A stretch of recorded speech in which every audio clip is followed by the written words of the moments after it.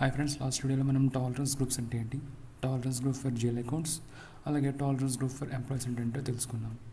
ఈ వీడియోలో retained earnings అంటే ఏంటో తెలుసుకుందాం. రీటైన్డ్ ఎర్నింగ్స్ అంటే నెట్ ప్రాఫిట్ని P&L అకౌంట్ నుంచి బ్యాలెన్స్ షీట్ ట్రాన్స్ఫర్ చేయడానికి మనం యూస్ చేస్తాం అనమాట. సో దీన్ని మనం రిజర్వ్స్ అండ్ సర్ప్లస్లో క్రియేట్ చేస్తాం. సో ఇది క్రియేట్ చేయకుండా మనకి అసలు జిఎల్ అకౌంట్ క్రియేషన్ మనకు అవ్వదు. సో ముందుగా రీటైన్డ్ ఎర్నింగ్స్ని క్రియేట్ చేద్దాం. దీని టీ కోడ్ OB53.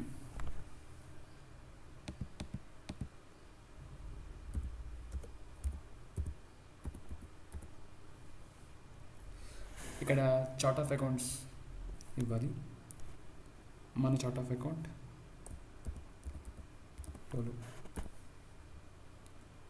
సో ఇక్కడ RS అని ఇస్తాం, రిజర్వ్స్ అండ్ సర్ప్లస్ అని. ఇక్కడ మనం రిజర్వ్స్ అండ్ సర్ప్లస్ ఎక్కడి నుంచి ఇచ్చాం, 1,01,01 నుంచి ఇచ్చాం. సో ఆ నెంబర్ ఇస్తాం. ఓకే, 2 సార్లు ఎంటర్ కొడతాం, సేవ్.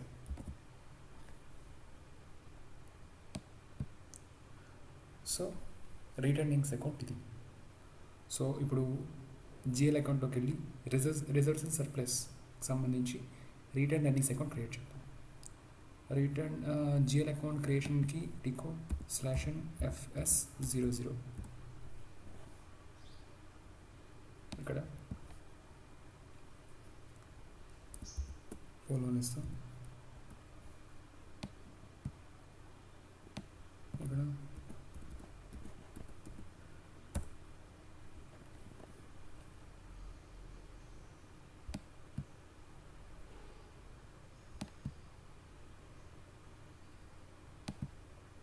రిజర్వ్స్ అండ్ సర్ప్లస్, ఇది balance sheet account. Short text retained earnings, retained earnings account, control data. So balance sheet account కాబట్టి only balances and local currency దాన్ని మనం టిక్ చేస్తాం. అలాగే లైన్ ఐటెం డిస్ప్లే అండ్ సార్ట్కి emoji 001. ఈ 001 అంటే చూపిస్తాను. దీన్ని ఏ రకంగా షార్ట్ చేయమంటారని, పోస్టింగ్ డేట్ ద్వారా మనం దీన్ని సార్ట్ చేస్తాం, అంటే ఒక ఆర్డర్లో పెట్టడానికి. Okay, next create bank interest tab. Field status గ్రూప్లో మనం రెండింటిని హైలైట్ చేసాం. ఒకటి G001ని, G005ని. సో మనం G001ని ఇక్కడ సెలెక్ట్ చేసుకుంటాం, జనరల్ పోస్టింగ్ కాబట్టి. Okay, save.